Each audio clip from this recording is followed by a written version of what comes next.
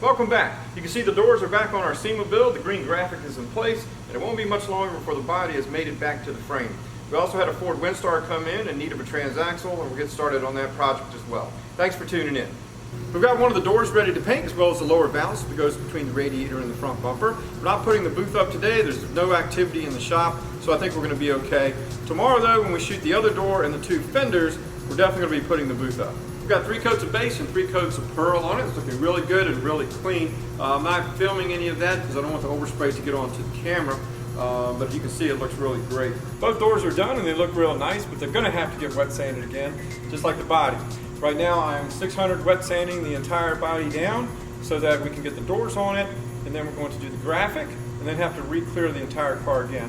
So it kind of breaks my heart to have to sand into this paint that came out so nice, but that's what's necessary to make it look even better. There are a couple of runs in the clear. This is the bigger one that's on the driver's side quarter panel. I'm going to show you how we're going to take this out. Again, we're still wet sanding it for the next coat of clear after the graphic is done, but we need to get this run out of there first, or else it's going to show up no matter how many coats of clear we put on it. There's a lot of different techniques on how to remove these, so this is one that works for me. So I'm going to show you how we're going to do that. Here you can see the run, and it's really highlighted with the dye powder around it. And I'm going to use a stir stick with some 600 and wet and go across this. So let's see if we can get it out.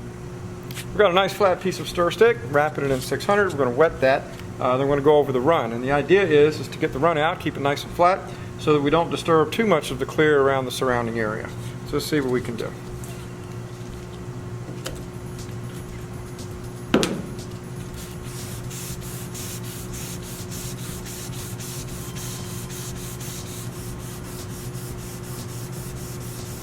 So you can see we're kind of making progress there. We're getting the run down. You can see it's nice and white there.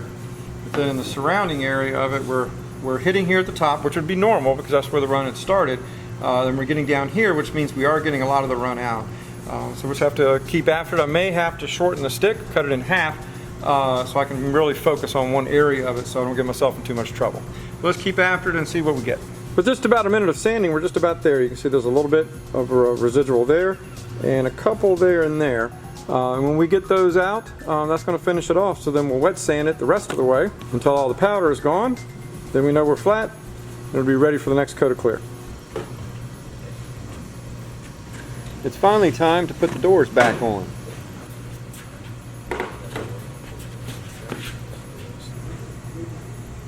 As you can imagine, they need to be extremely careful.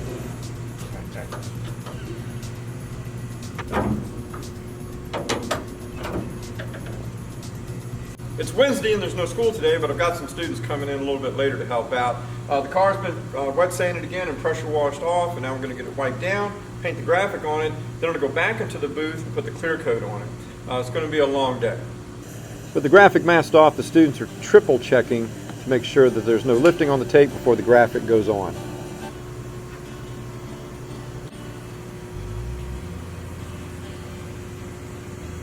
The graphic is masked off, and we've got the rest of the vehicle covered in plastic where we don't want green to be. So let's get some green mixed up and get the graphic applied. I'm putting on the green accent.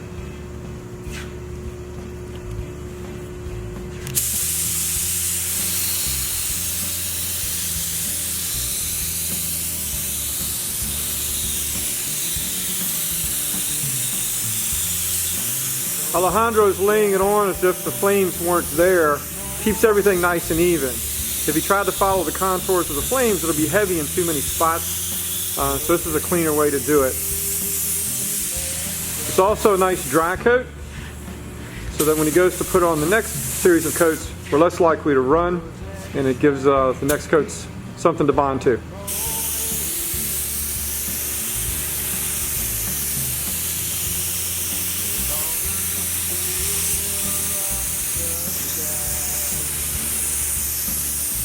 Putting on the final coat.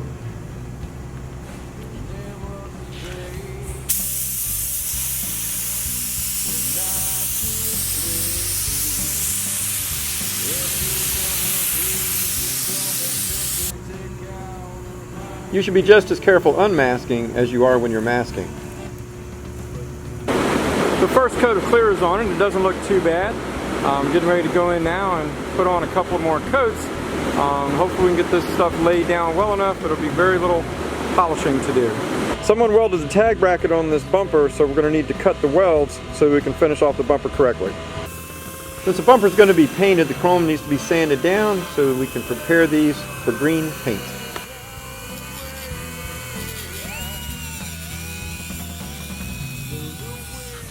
These inner fenders are getting sanded in preparation for primer and paint.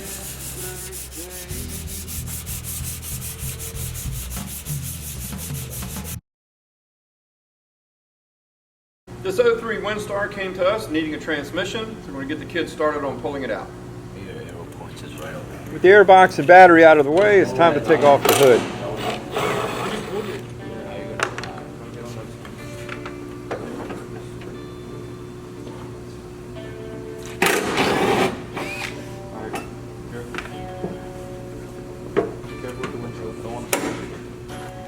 Next, the students take the pan off the transaxle to drain the fluid. That'll save us from some mess later when the axles come out. Okay, I'm waiting. Letting this go.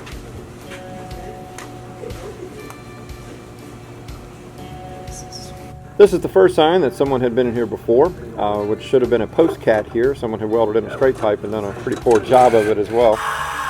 So we're, since there's no flange to unbolt, we're cutting this in two.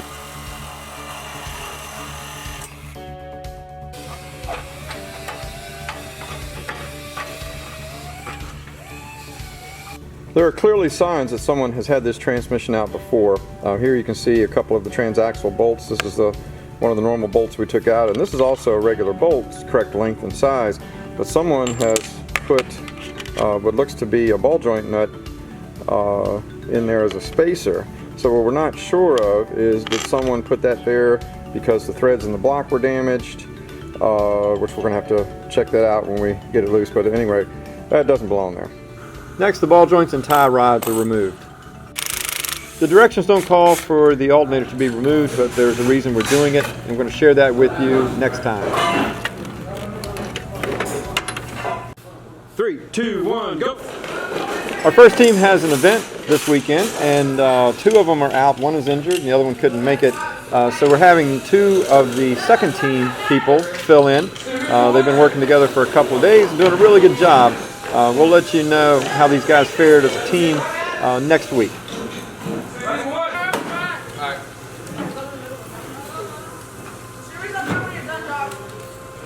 Next time on Bulldog Builds, we should be further along on getting the transaxle out of the Windstar. We'll let you know how the two teams working together fared at the car show, and we should be about ready to put the body back onto the frame of the SEMA build. See you next week.